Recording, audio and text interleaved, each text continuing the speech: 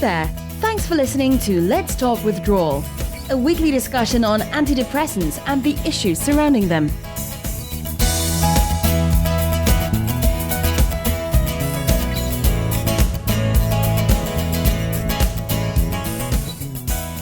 Hello, my name is James and welcome to episode 7 of Let's Talk Withdrawal, a new weekly podcast discussing antidepressants. A little later on, I'll be going through some of your feedback. Thanks so much for getting in touch. Please keep your messages coming. I love hearing from you. This week, we have an interview with Doctor David Healy, who is an internationally respected psychiatrist, psychopharmacologist, scientist, and author.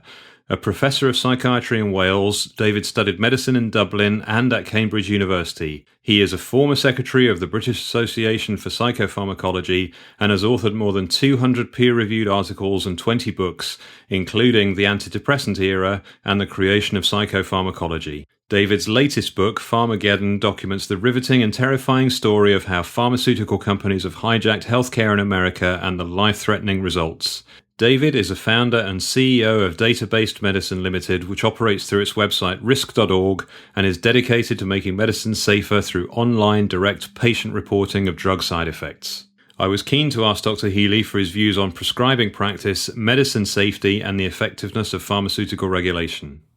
Thank you so much for talking to us, Dr. Healy. Firstly, for the benefit of the listeners, could you give us a bit about your background and how you came to be interested in making medicine safer for all? Okay, well, I've always been interested in people and trying to work out why we behave the way we do. And that's what led me into the mental health field. In terms of trying to make medicines safer for all, that goes back a long way, I guess. Both of my parents, at various different points, were exposed to different drugs which caused them problems. Now, they caused them the problems that the drugs were known to cause. But still, I got to see at a fairly early age, long before I actually went into medicine, the impact that a treatment can have for the bad. More generally, since there's been a growing kind of awareness on my part that treatment-induced death has come close to being the modal form of death. That is, the things the health services do to you, principally the drugs they give you, have become one of the leading causes of death these days, and perhaps even the leading cause of death. And these treatments are also a huge source of morbidity and ill health, so that even if you're not killed, you may be left injured or crippled or having to cope with problems afterwards. All too often within the mental health field, you'll find that the treatment has become the illness that the services then try to treat by giving you more treatment.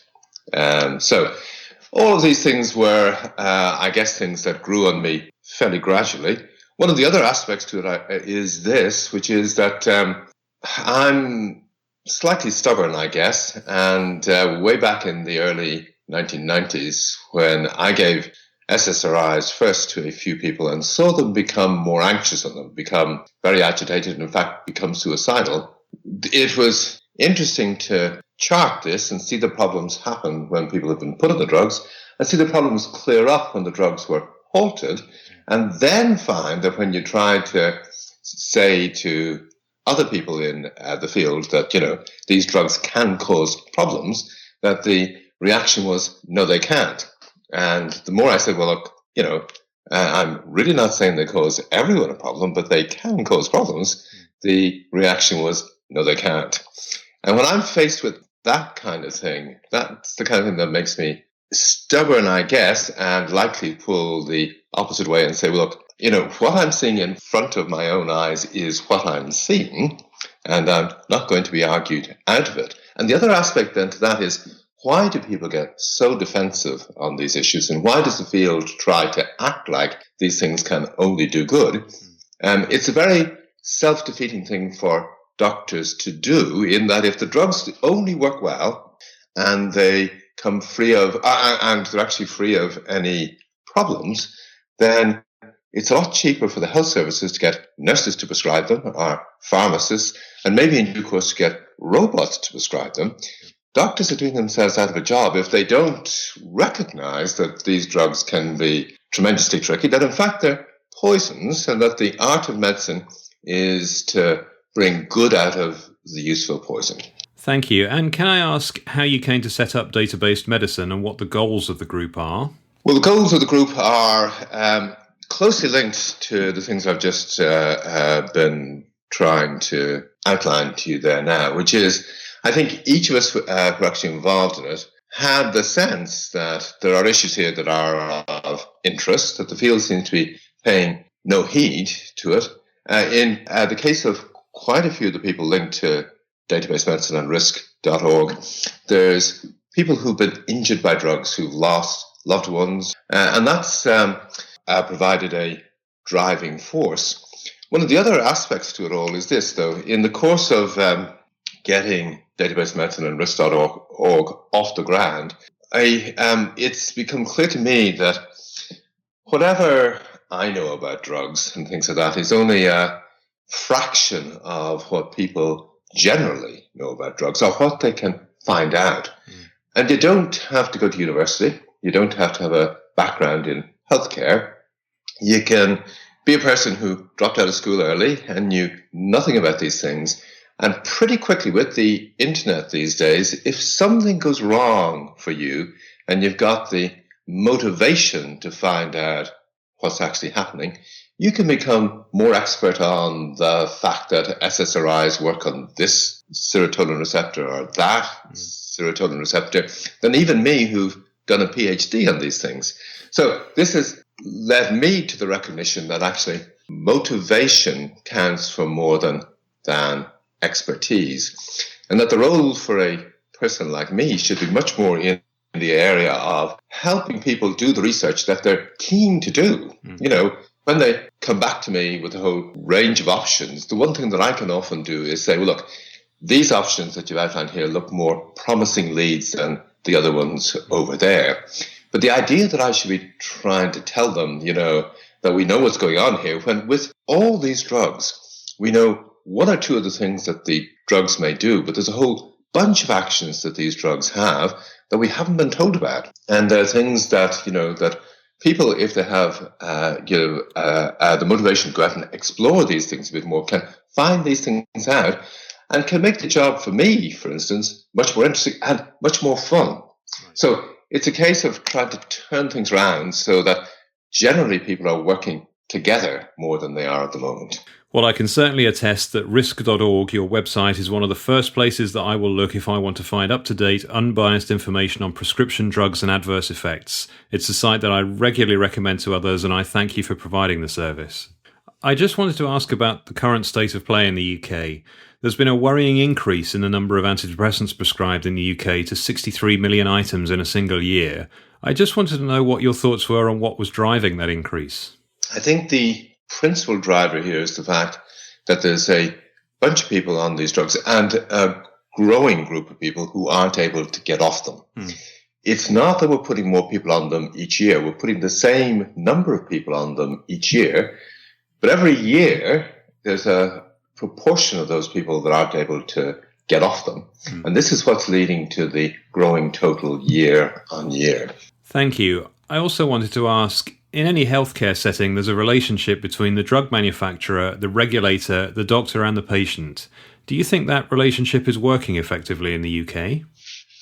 No, I don't. I think it's working reasonably well for those of us who have any kind of pension that's linked to the share price of any of the companies that make the drugs. I think people get a bit misled about the regulator. That's the MHRA in the UK and the FDA over in the United States. The regulator is just a bureaucrat. They're not really people who know a great deal about medicine or about healthcare, about giving drugs or the kinds of problems drugs can cause. They're really in there keeping an eye on the paperwork and checking the claims the pharmaceutical companies make and saying, look, yes, you can make that claim, and no, you can't make that claim. That's really all they're doing. The people who are supposed to be keeping you and me safe from the 1960s onwards were doctors. And this is why these drugs are available on prescription only. People like me, it was thought, were more skeptical about what these drugs can do than the average person out in the street. So that when people came into us and said, look, I think I need this, this, and this, that we'd say to them, no, you don't. Actually, these things may not actually be helpful, that, you have the kind of condition that's probably going to get well anyway, so just hang on in there. Yeah.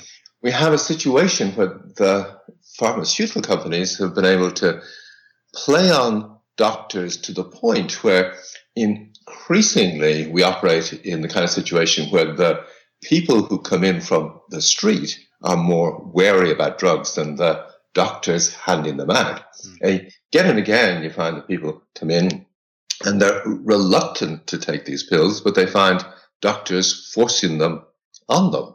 So I think the people in here who failed us mostly have been doctors, and they don't really have much to defend themselves with, in that we are highly paid people with a comfortable life and status and things like that.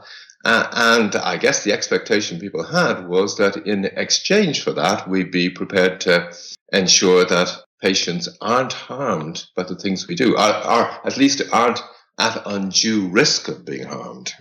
Thank you. Talking a little bit more about potential harm to patients, what can be done, in your view, to improve the safety of the prescribing of psychoactive prescription drugs? One thing to bear in mind here is it's not just drugs used within the mental health field that you need to be concerned about.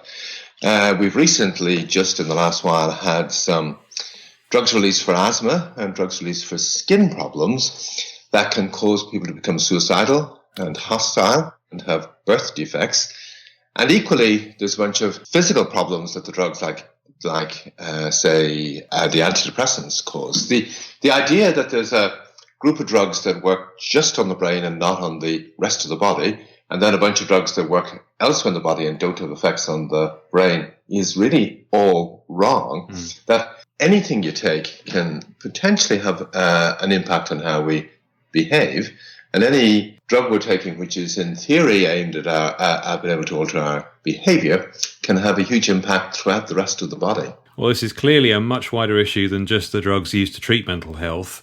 But focusing specifically on mental health for a moment, in an ideal world, what would mental health treatment look like? Well, this is a huge question.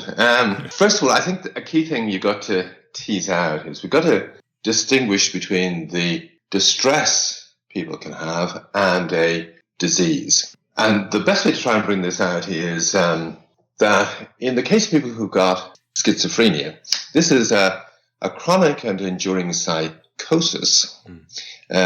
People may be hearing voices, they may have strange thoughts, strange beliefs and things like that, which endure for years and years and years. And it means that they often aren't able to work out, they aren't able to live the kind of lives that they would have otherwise lived. Now, if we just tease this out a bit, if people are under extreme stress, they can hallucinate, they can have strange ideas and things like this, they can essentially, in quotes, go mad. But often when the stress is lifted, the problems that may even have been severe enough to mean that they ended up having to go into a mental health unit, they lift and clear. On the other hand, we have a group of people who have an enduring problem that goes on for years and years and years. It's not a thing that seems to lift and clear. What I think's going on here is that under extreme stress, we can all become anxious, we can become miserable, we can become nervous, we can become obsessive, and we can even become psychotic. But these are all features of becoming extremely distressed. On the other hand, when these things endure, it'll often be the case that there's something else that's happened to us that's leading to the condition being chronic, and this is the disease bit. And in the case of something like perhaps schizophrenia, this is a disorder that hasn't been there for all time. It's only been there since about 1800. It rose in frequency during the 19th century. It may be declining in frequency now. There seems to be something about the condition, which means that some people end up with vulnerable brains, and when they become highly anxious and possibly psychotic, rather than the thing clearing up, it endures. And the kind of vulnerabilities here are probably something to do with the fact that people during the 19th century and 20th century were much more likely to be poisoned by lead in the air we breathe and in the food we eat and things like that and the water we drink than people ever were before. Or there were changes in the way we did obstetrics, so that a whole load of babies got born in a way that they hadn't had the opportunity to be born before, with the introduction of general anesthesia during the middle of the 19th century. This meant that people were able to fish babies out of the womb that wouldn't have ever been able to survive before. So there's things like this that potentially have left some people with vulnerable brains, so that when they become psychotic, the thing doesn't clear up, it endures. Now, the treatment of a thing like that then is very, very different in the sense of what you're looking at is trying to prevent the kinds of conditions that could make our brains vulnerable. Okay. Doing things like ensuring that we reduce the ambient lead around the place, or looking at the contribution that obstetrical care and things like that may be making to risks of going on to get a chronic psychosis. Well, I can certainly see the benefit of upfront intervention instead of trying to fix resulting symptoms down the line with medications that cause their own issues. In terms of our listeners, is there any general advice that you would give to a patient who is considering withdrawing from an antidepressant? Yes. First of all, there appear to be a group of people who are able to halt the antidepressants without too much problems. And if you're a little bit younger and you're male, it seems to be easier than if you're female and a little bit older. Curiously, this can often be reversed taking the antipsychotics. It can seem to be men who seem to have greater problems trying to get off them. While there are people that are able to get off both groups of drugs, either the antidepressants or the antipsychotics, there's also a very large number of people who are going to have some problems. And when I say a very kind of large number of people, I mean over half of the people who've been on an antidepressant for more than a few weeks are going to have some kind of problems. They'll have altered dream, altered sleep, they'll be more anxious, they'll be depressed, nervous, they'll feel funny and odd and tired and fatigued and things like this in a way that they hadn't been doing before. And the big risk there is that either they'll think or their GP will think, look, this is just the underlying illness that we were trying to treat before and you need to continue taking the pills. When in fact, this is a feature of withdrawal, and it's a thing that was noted in healthy volunteer trials of these drugs back in the 1980s. That is, when the drugs were given to people who had no nervous problems at all, and they took them for 2 weeks, over 50% of the healthy volunteers had problems that might lead a GP to say, oh, well, look, you're depressed and you need to take one of these antidepressants. So of the 50% or so of people who have problems when they begin to withdraw, there's then a group who will be able to get off. It isn't absolutely clear whether the best approach is to taper extremely slowly or just to go cold turkey. But either way, there's a bunch of people who take either of these approaches who are going to have significant problems and problems that can go on for months afterwards. And then there's a further group of people who simply can't get off at all. The difficulties they'll have trying to reduce even extremely slowly are so severe that they just can't stop at all. The problem we have at the moment, I think, is that neither you nor I can tell the Department of Health how big each of these groups is. You know, we don't know how many hundreds of thousands of people that we're actually talking about here, but you know, they are large groups. Well, what you're saying resonates with my experience of talking with my GP. They had no idea that withdrawal was possible, and they were insistent that it was a return of my original depression and anxiety. On a more positive side, in recent times I have heard more in the media and in the press about recognising that dependence is a potential where prescription medications are concerned. Do you think, Dr. Healy, there's enough research on this? No, I don't think there is. I don't know of any research on this. It would be great because, I mean, I've been hunting pretty actively to try and hook up with groups who can try to explain just why these things happen, with a view to be able to work out, well, what is it we can do that can make the withdrawal process a little bit easier?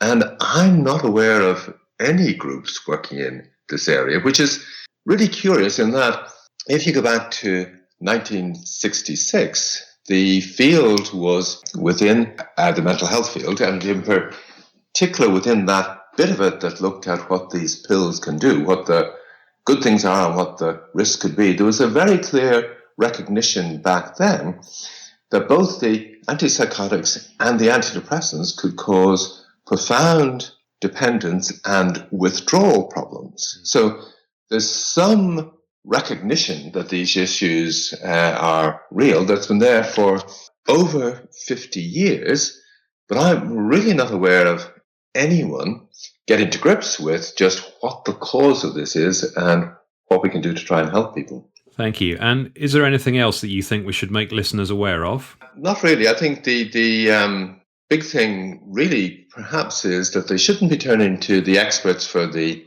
answers here, because the experts have been involved in the hiding of the problem.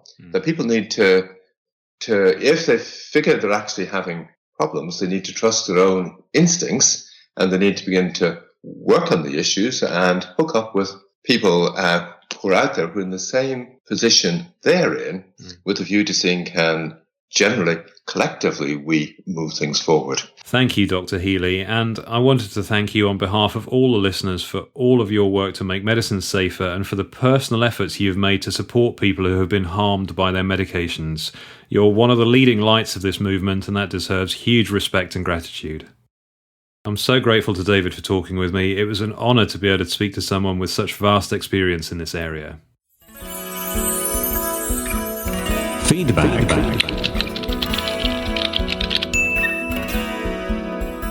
Thank you for all of your messages of support for this podcast and for the guests we've had, including Professor Reed, Claire, Giovanna, Professor Gersher, Daryl, Dr. Lynch and Dr. Healy. I wanted to share the following story with you that was emailed to me. In 1997, I was put on antidepressants after suffering panic attack. I visited my GP and she said that I had a chemical imbalance in my brain that could be corrected with medications. She also likened antidepressants to a diabetic needing to take insulin and said that I would probably need to take them for life. There was no warning about side effects or withdrawal difficulties at all. I trusted her diagnosis and remained on them for 8 years. In 2005, I decided to stop my antidepressant as I had put on weight, and I felt my personality had changed, that I was less caring somehow. I was still experiencing panic attacks, although less frequently. I was advised by a different GP to decrease the dose by taking half a tablet, waiting a few weeks and taking half again. Within a few months I had reduced to 5 milligrams, so then I stopped completely. The withdrawal effects started with flu-type symptoms and electric shocks in my head, but I quickly descended into a hell that words cannot justify. I had never suffered with depression before, but I was plunged into a hopeless pit of despair. I had unrelenting anxiety symptoms and I was unable to sit still, which I now know is called akathisia. My balance was dreadful. I was dizzy all the time, had ringing in my ears, and I suffered terrible headaches, nausea, bowel problems, flu-like symptoms and sweating. I could not eat as the anxiety was so bad, resulting in dramatic weight loss. I experienced 10 years of this. Some days were better than others, but I never felt right and my quality of life suffered greatly. I am 12 years off now, but still suffer with balance problems, bowel and stomach issues, headaches and tinnitus. I have seen many doctors over this time, but many have been dismissive, not accepting that my symptoms could possibly be related to antidepressants. 1 or 2 have agreed that there are withdrawal effects, but can offer no help or prognosis. The result is that I am basically alone with these problems and living in hope that my situation will improve. If I could go back to my initial anxiety problems, I would gladly swap. My quality of life was far better back then. If anyone is thinking of starting antidepressants, I would encourage them to think long and hard as they ruin my life. Thank you so much for sharing that. I think it's vital that we use our experiences to inform others that may be listening. I also want to mention some websites that are well worth your time. As we talk about in the interview with Dr. Healy, you can visit risk.org, which is rxisk.org, to research adverse effects, check medication interactions, and much more. Dr. Healy also has a personal website located at davidhealy.org. I'd also just like to share this with you that was posted on the website Surviving Antidepressants. Dear James, wow, I'm so excited to listen to this. Thank you so very much for doing this work. I think one of the many challenges in withdrawal is that the struggle is very much invisible to most of the public. Your work is going to help change that. I'm very grateful. Well, thank you so much, and keep your feedback and comments coming. And also, if you like this podcast, please rate us on iTunes and leave a review. Reviews of the podcast are really important to help get more people listening. Leaving a review takes just 5 minutes but makes a big difference to the awareness of all the issues around psychiatric medications. Finally, if you're struggling with withdrawal yourself and don't know where to turn, there are some excellent resources listed on my website, jfmoore.co.uk. Please go and have a look. Please do not increase, decrease, or stop your psychoactive prescription medication without the advice and support of a medical or mental health professional. Thank you. As ever, I'm really grateful for all of your support, and until next time, take care.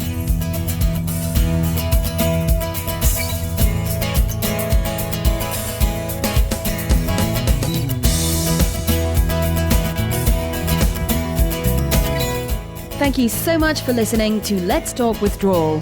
Come back next week for more news and views. If you enjoyed this podcast, please leave a review and subscribe in iTunes.